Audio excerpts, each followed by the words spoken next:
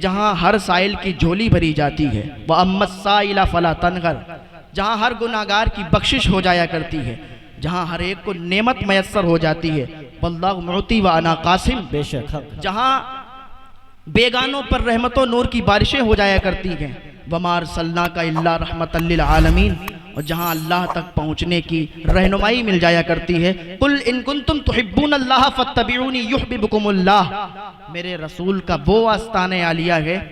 کہ جہاں ناپاک آتا ہے تو پاک بن جاتا ہے، بہت خوب، جہاں شقی آتا ہے تو سعید بن جاتا ہے، جہاں بے دین آتا ہے تو دیندار بن جاتا ہے، جہاں ادنا آتا ہے تو اعلیٰ بن جاتا ہے، جہاں غریب آتا ہے تو امیر بن جاتا ہے، جہاں امیر آتا ہے تو جہانگیر بن جاتا ہے، راہگیر آتا ہے تو دستگیر بن جاتا ہے، اور غلام آتا ہے تو امام بن جاتا ہے، اعرابی آتا ہے تو صحابی بن جاتا ہے، جہنمی آتا ہے تو جنتی بن جاتا ہے، اور سنیں جہاں ابو بکر آتے ہیں تو صدیق اکبر بن جاتے ہیں، جہاں عمر آتے ہیں تو عدالت کے تاجدار بن جاتے ہیں، سبحان جہاں اللہ سبحان اللہ، عثمان آتے ہیں تو سخاوت کے تاجدار بن جاتے ہیں، جہاں علی آتے ہیں تو شجاعت کے تاجدار بن جاتے ہیں۔ میرے امام فرماتے ہیں میرے کریم سے گر قطرہ کسی نے مانگا، دریا بہا دیے ہیں دربے بہا دیے بے ہیں، شک، واہ واہ، دریا بہا دیے ہیں دربے بہا دیے ہیں۔ ایک حدیث پاک ہے بخاری شریف کی صفحہ نمبر 911 پر، بڑی پیاری حدیث موجود ہے۔ ایک صحابی حضور کے پاس آئے اور آنے کے بعد کہتے ہیں یا رسول اللہ صلی اللہ تعالیٰ علیہ وسلم قیامت کب آئے گی؟ تو حضور نے فرمایا کیا تو نے قیامت کی تیاری کر لی ہے؟ کیا تو نے قیامت کا آنے کا انتظام کر لیا ہے، کچھ تیاری کی ہے؟ اس نے کیا کہا یا رسول اللہ صلی اللہ تعالیٰ علیہ وسلم ہم نے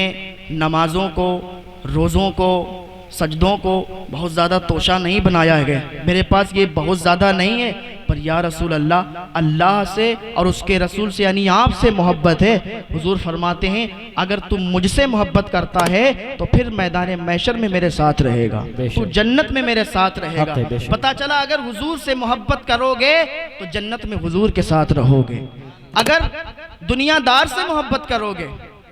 تو دنیا دار کے ساتھ رہو گے، لیکن اگر مدینے کے تاجدار سے محبت کرو گے تو مدینے کے تاجدار کے ساتھ رہو گے۔ اور محبت کیسی ہونا چاہیے؟ حضرت زید ایک صحابی ہیں، جب یہ چھوٹے تھے تو ان کا بچپن کا زمانہ تھا، نانی کے گھر جا رہے تھے، راستے میں بنو قیس نے ان کو لوٹ لیا اور جا کے حضرت خدیجۃ الکبریٰ کے بھتیجے کو بیچ دیا، اور جب حضور علیہ الصلوۃ والتسلیم کا نکاح حضرت خدیجہ سے ہوا تو ان کو حضور پاک صلی اللہ تعالیٰ علیہ وسلم کی بارگاہ میں پیش کر دیا گیا۔ اب ادھر ان کے جو ماں باپ تھے ان کو ڈھونڈتے تھے، پھرتے تھے، روتے تھے، گلیوں میں ٹہلا کرتے تھے کہ میرا بیٹا گم ہو گیا، میرا بیٹا کہاں چلا گیا، اس طریقے سے انہیں ڈھونڈا کیا کرتے تھے۔ تو ایک دن ان کے محلے کے لوگ حج کرنے کے لیے گئے تو وہاں دیکھا کہ زید ٹہل رہے ہیں، تو زید سے ملاقات کی اور کہا زید تم یہاں ٹہل رہے ہو، تمہارے ماں باپ تو رو رو کے برا حال کر دیا، کیونکہ جس کا بچہ ہوتا ہے نا، جس کی اولاد ہوتی ہے، اسے اپنی اولاد سے بہت پیار ہوا کرتا ہے، چاہے اس کی اولاد کیسی بھی ہو، غلط ہو صحیح ہو، لیکن اسے اپنی اولاد سے بہت پیار ہوا کرتا ہے۔ حضور پاک صلی اللہ تعالیٰ علیہ وسلم کے پاس ایک صحابی آتے ہیں اور عرض کرتے ہیں یا رسول اللہ میرا بیٹا 3 دن سے گم ہے، 3 دن ہو گئے میرا بیٹا نہیں ملا۔ حضور فرماتے تیرا بیٹا فلاں جگہ کھیل رہا ہے، بہت دوڑ لگا دیتے ہیں، تو حضور فرماتے ہیں اس کو روکو، اس کو بلایا، کہاں جا رہے ہو؟ کہا یا رسول اللہ 3 دن سے اپنے بیٹے کو نہیں دیکھا، اپنے بیٹے کے پاس جا رہے ہیں۔ حضور فرماتے ہیں تو اپنے بیٹے کے پاس جا رہے ہیں، وہاں اور بھی بچے کھیلتے ہوں گے، کسی کے سامنے جب تو وہاں جائے گا تو اس کو بیٹا کہہ کے مت بلانا۔ کہا یا رسول اللہ بیٹا کہہ کے نہ بلاؤں، یہ کیا بات ہوئی، میرا بیٹا ہے 3 دن سے مجھ سے جدا ہے، اس کے غم میں ہم لوگ تڑپ رہے ہیں اور ہم اس کو دیکھیں گے تو بیٹا ہے تو بیٹا کہہ کے بلائیں گے۔ حضور نے فرمایا کہ تجھے منع اس لیے کرتا ہوں کہ وہاں پر اور بھی بچے کھیلتے ہوں گے، کسی کی ماں نہیں ہوگی، کسی کے باپ نہیں ہوں گے، جب تو بیٹے کو بیٹا کہہ کے بلائے گا نا تو انہیں اپنی ماں کی یاد آ جائے گی، انہیں اپنے باپ کی یاد آ جائے گی کہ کاش آج ہمارے بھی ماں باپ ہوتے تو ہمیں بھی بیٹا کہہ کے بلایا کرتے، تو ان کے دل غمگین ہو جائیں گے۔ تو حضور کتنی شفقت کرتے، کتنے رحیم ہیں، کتنے رحم دل ہیں، کہتے ہیں بیٹا کہہ کے مت بلانا، تو جس کا بچہ ہوتا ہے اسے بہت پیار ہوا کرتا ہے۔ حضرت زید کے جب والد کو پتا چلا کہ میرا بیٹا وہاں ہے تو حضرت زید اور ان کے بھائی یعنی ان کے چچا فدیے کی رقم لے کے حضرت زید کے پاس گئے، اور حضرت زید کے پاس گئے، حضور پاک صلی اللہ تعالیٰ علیہ وسلم کی بارگاہ میں عرض کیا یا رسول اللہ صلی اللہ تعالیٰ علیہ وسلم آپ تو قیدیوں کو رہا کرتے ہیں، آپ بھوکوں کو کھانا کھلایا کرتے ہیں، آپ کی بارگاہ میں میرا بیٹا ہے جو کہ آپ کی قید میں ہے۔ حضور فرماتے ہیں کس کی بات کرتے ہو؟ کہا آپ کی بارگاہ میں میرا بیٹا زید ہے، فدیے کی رقم لے لو اور وہ مجھے دے دو، میرے بیٹے سے مجھے بہت پیار ہے۔ حضور فرماتے ہیں کیسی باتیں کرتے ہو، یہ فدیے کی رقم آپ رکھو، آپ کا بیٹا ہے، اگر وہ آپ کے ساتھ جانا چاہتا ہے نا تو لے جاؤ، اور اگر وہ یہاں رکنا چاہتا ہے تو اسے روک دو۔ تو حضرت زید کو بلایا گیا، حضور نے فرمایا زید انہیں جانتے ہو؟ تو حضرت زید کہتے ہیں ہاں یہ میرے بابا ہیں اور یہ میرے چاچا ہیں۔ تو حضور فرماتے ہیں کہ تم انہیں بھی جانتے ہو اور مجھے بھی جانتے ہو، اگر ان کے ساتھ جانا چاہتے ہو تو چلے جاؤ، اور اگر یہاں رکنا چاہتے ہو تو رک جاؤ۔ تو حضرت زید کہتے ہیں گویا کہ انہوں نے اپنی زبان میں کہا ہوگا تیرے قدموں پہ پلے غیر کی ٹھوکر پہ نہ ڈال، جھڑکیاں کھائیں کہاں چھوڑ کے صدقہ تیرا۔ اور اعلیٰ حضرت فرماتے ہیں پھر کے گلی گلی تباہ ٹھوکریں سب کی کھائیں کیوں، دل کو جو عقل دے خدا تیری گلی سے جائیں کیوں۔ حضرت زید نے کہا یا رسول اللہ مجھے آپ کے یہاں کی غلامی بہتر ہے، میں آپ کے علاوہ میں کسی کے ساتھ نہیں جاؤں گا، میرے باپ میرے چچا یہاں موجود ہے لیکن میں اپنے میں نے چچا اور باپ کے ساتھ نہیں جانا چاہتا، میں تو آپ کے ساتھ رہنا چاہتا ہوں۔ جب حضور نے حضرت زید کی یہ محبت بھری باتیں سنی تو حضرت زید کو گود میں اٹھا لیا اور کہنے لگے فرمانے لگے یہ میرا بیٹا ہے، آج سے میں نے اس کو اپنا بیٹا بنا لیا ہے، یہ آج سے میرا بیٹا ہے۔ تو یہ جو حضور نے فرمایا نا کہ تم مومن تب ہو سکتے ہو کہ جب سب سے زیادہ مجھ سے محبت کرو، تو حضرت زید نے بتایا کہ محبت کیسے کس طریقے سے کی جاتی ہے۔ ہاں ان کے سامنے سب کو چھوڑ دیا، ماں باپ بھائی بہن رشتہ دار اولاد پیسہ روپیہ سب حضور پہ قربان کر دیا۔ اس طریقے کی یہ حضور سے محبت ہوا کرتی ہے، اور جسے حضور سے محبت ہو جائے تو پھر اس کی اگر جان بھی کوئی لے تو وہ یہی کہتا ہے غلامان محمد جان دینے سے نہیں ڈرتے، یہ سر کٹ جائے یا رہ جائے کوئی پرواہ نہیں۔ نعرہ تکبیر، نعرہ رسالت، مسلک اعلی حضرت، فیضان اعلی حضرت، فیضان اعلی حضرت، فیضان تاج الشریعہ علامہ تحسین جیلانی صاحب قبلہ، علماء اہل سنت، نعرہ تکبیر، نعرہ رسالت۔ ماشاءاللہ ماشاءاللہ، بہت خوب۔ تو اگر اللہ کی محبت چاہتے ہو تو حضور سے محبت کرنا ہوگا، حضور کو راضی کرنا ہوگا، اور حضور سے تو جو حضور کو دیکھتا ہے حضور کے بارے میں سنتا ہے اسے حضور سے پیار ہو جاتا ہے، اسے حضور سے عشق ہو جاتا ہے۔ اپنے تو اپنے ہیں، بیگانے جب حضور کو دیکھا کرتے ہیں تو انہیں بھی حضور سے عشق ہو جایا کرتا ہے، اور ایسا عشق ہوتا ہے، ایسی محبت ہوتی ہے کہ زمانہ ان کی مثالیں دیا کرتا ہے، زمانہ ان کی باتیں کیا کرتا ہے۔ مدینے میں ایک یہودی تھا، اسے حضور سے پیار ہوا تھا، اسے حضور سے محبت ہوئی تھی۔ مدینے میں ایک یہودی تھا جو کہ حضور کو ہر وقت برا بھلا کہتا، اس کا ایک چھوٹا بیٹا تھا، وہ سنتا تھا کہ یار میرے گھر میں حضور کی اتنی باتیں کیوں ہوتی ہیں، ہمارے گھر میں حضور کو اتنا برا بھلا کیوں کہا جاتا ہے۔ اچھا جس کو اتنا برا بھلا کہا جاتا ہے ایک بار اس کو جا کے تو دیکھیں وہ ہے کیسا، اس کا چہرہ کیسا ہے، اس کی رنگت کیسی ہے، وہ کتنا خوبصورت ہے یا کیسا ہے، کہ ذرا اس کے پاس جا کے تو دیکھیں۔ تو اس بچے کو تڑپ ہوئی حضور سے ملنے کی، تو ایک دن چھت پہ چڑھا تھا، حضور نکل رہے تھے، حضور گزر رہے تھے اور وہ چھت پر چڑھا ہوا تھا، اس نے حضور کو دیکھا اور حضور نے بھیڑ کے ساتھ چل رہے تھے تو حضور کی نگاہ بھی اس کے اوپر چلی گئی۔ جب اس نے حضور کو دیکھا اور حضور نے اسے دیکھا تو اسے حضور سے عشق ہو گیا۔ اور عشق بھی کیسا کہ جب کسی سے عشق ہوتا ہے تو پھر ہر وقت اسی کی یاد ستاتی ہے، ہر وقت اسی کی یاد آیا کرتی ہے۔ یار دنیا دار سے نہیں، میں نے پہلے بھی کہا تھا، مدینے کے تاجدار سے عشق کرو گے تب تمہاری کامیابی ہے، تمہاری دنیا بھی سنور جائے گی، تمہاری آخرت بھی سنور جائے گی۔ اسے حضور سے عشق ہو گیا، حضور سے محبت ہو گئی۔ اب کیا یہودی تھا، گھر پہ بتا نہیں سکتا تھا کسی کو کہ مجھے مدینے والے سے عشق ہے، مجھے مدینے والے سے پیار ہے۔ حضور سے عشق ہو گیا، حضور سے پیار ہو گیا۔ اب کیا ہے کہ ہر دن چھت پر چڑھتا یا کبھی دیوار کے پیچھے سے حضور کو دیکھا کرتا تو حضور جایا کرتے تھے۔ ایک دن کیا ہوا، وہ چھت پر چڑھا، حضور نظر نہیں آئے، پھر چھت پر چڑھا، دوسرے دن حضور نظر نہیں آئے، پھر گلیوں میں ٹہلتا ہوا حضور کو ڈھونڈنے لگا لیکن حضور اسے نظر نہیں آئے۔ اسے عشق اتنا ہو گیا۔ اور جب کسی کو عشق ہوتا ہے، ایک عاشق سے کسی نے کہہ دیا تھا میاں تم ڈھونگ کرتے ہو، دنیا کو دکھاتے ہو کہ عشق وشق کچھ نہیں ہوتا، یہ سب ڈھونگ ہے، تو اس نے کہا تھا یار تجھے عشق ہو خدا کرے، تجھے عشق ہو خدا کرے، پھر تجھے اس سے کوئی جدا کرے، تو گلی گلی پھرا کرے، اسے تسبیحوں پہ پڑھا کرے، تو اسی کا نام جپا کرے، پھر میں تجھ سے کہوں عشق ایک ڈھونگ ہے، تو نہیں نہیں کہا کرے، تو نہیں نہیں کہا کرے۔ تو اسے مدینے والے آقا سے جب پیار ہوا، عشق ہوا، مدینے کی گلیوں میں حضور کو تلاش کر رہا گئے، لیکن حضور نظر نہیں آ رہے۔ اب بیمار ہو گیا، بہت زیادہ بیمار ہو گیا، حضور کو تلاش کرتا، حضور نہیں ملتے۔ اب یہ سوکھنے لگا، اب اس کا گوشت سوکھنے لگا۔ ایک دن ایسا آیا کہ یہ بستر پر پڑ گیا، بستر علالت پر پہنچ گیا، اور طبیبوں نے، ڈاکٹروں نے اس کا علاج کیا، لیکن کسی نے اس کا علاج نہیں کر پایا، کیونکہ جو بیماری تھی وہ اس کے جسم کو نہیں بلکہ وہ اس کی روح کو لگی تھی، اور بیماری جب روح کو لگے تو پھر ڈاکٹر کیسے علاج کرے۔ ایک دن ایسا آیا کہ ڈاکٹروں نے اس کو منع کر دیا، طبیبوں نے منع کر دیا کہ بھائی میں اس کا علاج نہیں کر پاؤں گا۔ ڈاکٹروں نے کہا ہم اس کا علاج نہیں کر پائیں گے، اب یہ تو مرنے والا ہے، اب یہ اس کا آخری ٹائم آ گیا ہے، اب یہ دنیا سے چلا جائے گا۔ اس کے باپ نے جب سنا کہ یہ تو مرنے والا ہے، دنیا سے چلا جائے گا، تو اس کے پاس آ کے کہنے لگے بیٹا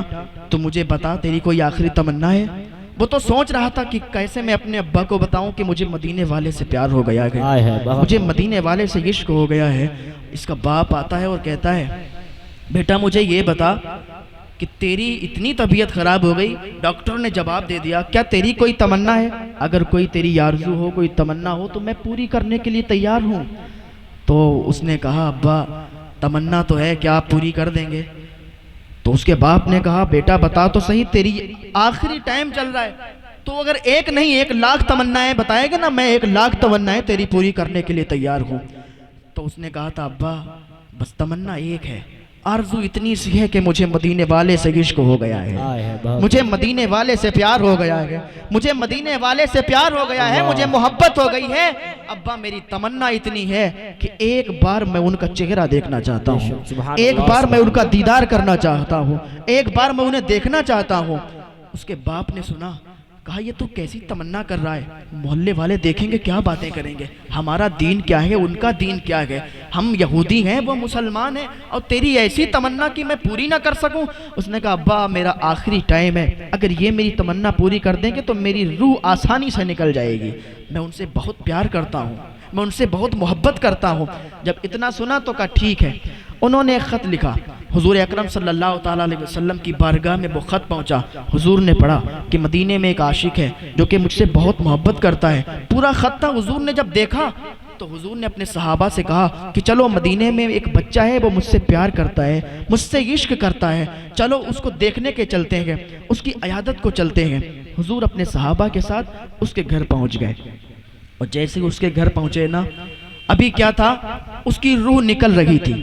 اس کی روح نکل رہی تھی۔ حضور اس کے دروازے پر پہنچے، جب حضور اس کے دروازے پر پہنچے اس کی روح واپس آئی، اس نے حضور کو دیکھا، حضور نے اسے دیکھا، گویا کہ حضور کی آنکھوں میں بھی آنسو آ گئے، اس لڑکے کی آنکھوں میں بھی آنسو آ گئے، آنسو آنسو باتیں کر رہے تھے، میری داستان حسرت وہ سنا سنا کے روئے، میرے آزمانے والے مجھے آزما کے روئے، کوئی ایسا اہل دل ہو جو فسانہ محبت میں اسے سنا کے رو تو مجھے سنا کے رو۔ نعرہ تکبیر، نعرہ رسالت، مسلک اعلی حضرت، فیضان اعلی حضرت، فیضان سنت کانفرنس، فیضان سنت کانفرنس، علامہ تحسین جیلانی صاحب قبلہ، علماء اہل سنت، نعرہ تکبیر، نعرہ رسالت۔ ماشاءاللہ ماشاءاللہ، بہت خوب۔ میں اسے سنا کے رو وہ مجھے سنا کے روئے۔ حضور گھر کے اندر گئے، اس کا سر اپنی گود میں رکھا، حضور نے اس کے سر کو اپنی گود میں رکھا اور کہا پتا تیری تمنا کیا ہے، تیری آرزو کیا ہے؟ اس نے کہا یا رسول اللہ صلی اللہ تعالیٰ علیہ وسلم، میری ایک آخری آپ سے آرزو یہ ہے، میں آپ سے یہ پوچھنا چاہتا ہوں، آپ سے یہ معلوم کرنا چاہتا ہوں، میں نے کبھی نیکی نہیں کی، میں نے کوئی بھی نیک عمل نہیں کیے، لیکن یا رسول اللہ کیا مجھے جنت مل سکتی ہے؟ حضور فرماتے ہیں پہلے جنت کا پروانہ میں تجھے دیتا ہوں، پہلے تو کلمہ پڑھ لے، پہلے تو مسلمان ہو جا، اور جنت جانے کا پروانہ میں تجھے دیتا ہوں، جنت کی ضمانت میں تجھے دیتا ہوں۔ جب اس نے سنا کہ حضور جنت کی ضمانت دے رہے ہیں، اس نے پڑھ لیا اشہد ان لا الہ الا اللہ واشہد ان محمدًا عبدہ ورسولہ۔ اتنا کہہ کے بس اتنا کہنا تھا کہ اس کی روح نکل گئی، اس کی جان نکل گئی اور اس کا انتقال ہو گیا۔ اب اس کے باپ نے کہا یا رسول اللہ صلی اللہ علیہ وسلم آپ اس کو لے جائیں کیونکہ اب میری ذمہ داری نہیں بچی، اب یہ مسلمان ہو چکا ہے، اب یہ مسلمان ہو چکا ہے اور اب ہم اس کو اپنے قبرستان میں نہیں لے جا سکتے۔ حضور نے اپنے صحابہ کو حکم دیا کہ اس کے جنازے کو اٹھاؤ، اس کے جنازے کو نکالو، اس کی بارات کو، اور جو دیکھیں مدینے والے دیکھیں کہ حضور کے عاشق کا جنازہ جا رہا ہے، حضور کے عاشق کا جنازہ جا رہا ہے۔ اس کے جنازے کو تیار کیا گیا، لوگ چھتوں پر چڑھ کے پھولوں کی برسات کر رہے تھے، کوئی اپنے دروازے سے دیکھ رہا تھا، کوئی اپنی چھتوں سے دیکھ رہا تھا کہ یہ عاشق رسول کا جنازہ جا رہا ہے۔ کیوں؟ کیونکہ حضور نے اس کے لیے جنت کی ضمانت لی تھی، اس نے کوئی نیکی نہیں تھی، کوئی نیک عمل نہیں کیے تھے، کوئی نمازیں اور اس کے پاس نمازوں کا ذخیرہ نہیں تھا، روزوں کا ذخیرہ نہیں تھا، لیکن اس نے حضور کا کلمہ پڑھا، حضور نے جنت کی ضمانت لی۔ اب تو وہ جنت البقیع میں دفن ہو گیا۔ حضور اس کو دفن کر کے جنت البقیع سے جب واپس آ رہے تھے تو حضور پنجوں کے بل چل رہے تھے، تو صحابہ نے عرض کیا یا رسول اللہ آپ پنجوں کے بل کیوں چل رہے ہیں؟ آپ پنجوں کے بل کیوں چل رہے ہیں؟ تو حضور نے فرمایا تمہیں پتہ نہیں جب سے میں نے جنت کی ضمانت لی ہے اور فرشتوں کو معلوم چلا گئے، اتنے فرشتے آ گئے ہیں، اتنے فرشتے آ گئے ہیں کہ یہاں پیر رکھنے کی جگہ باقی نہیں ہے۔ یہ حضور کے امتی کی بات ہوا کرتی ہے، یہ حضور کے عاشق کی بات ہوا کرتی ہے، حضور سے محبت کرنے والوں کی بات ہوا کرتی ہے۔ آج ذرا ہم اپنے گریبان میں جھانک کر دیکھیں کہ ہم کتنا گناہ کرتے ہیں، ہم کتنے نیک عمل کرتے ہیں، کتنی زیادہ ہمارے اندر برائیاں ہیں، زنا ہمارے اندر ہے، چوری ہمارے اندر ہے، شراب نوشی ہمارے اندر ہے۔ ہم کیا کرتے ہیں کہ فوری طور پر ابھی ہم تقریر کر رہے ہیں، یہاں پر آپ لوگ سن رہے ہیں، ابھی کیا ہے، ابھی آپ کہیں گے بہت اچھا بیان ہے، بہت اچھا بتایا تھا، توبہ توبہ توبہ کر کے نکلیں گے، لیکن پھر کیا، عیاشی کرنے والا عیاشی پہ لگ جائے گا، زنا کرنے والا زنا پہ لگ جائے گا، شراب نوشی کرنے والا شراب نوشی پہ لگ جائے گا، لیکن تمہیں اللہ کا خوف نہیں ہے۔ جب ہم نیک باتیں کوئی سنتے ہیں، جب ڈر کی کوئی باتیں سنتے ہیں، اللہ کی طرف سے کوئی عذاب کی باتیں سنتے ہیں، تو ہم فوری طور پر توبہ کرتے ہیں، فوری طور پر ہمیں ایسا لگتا ہے کہ اب چھوڑ دینا چاہیے، لیکن پھر جب اس لذت کے قریب جاتے ہیں تو پھر وہی شروع ہو جاتے ہیں۔ لیکن آپ کو پتہ ہے کہ اس طریقے کے کرنے والوں کا انجام کیا ہوتا ہے؟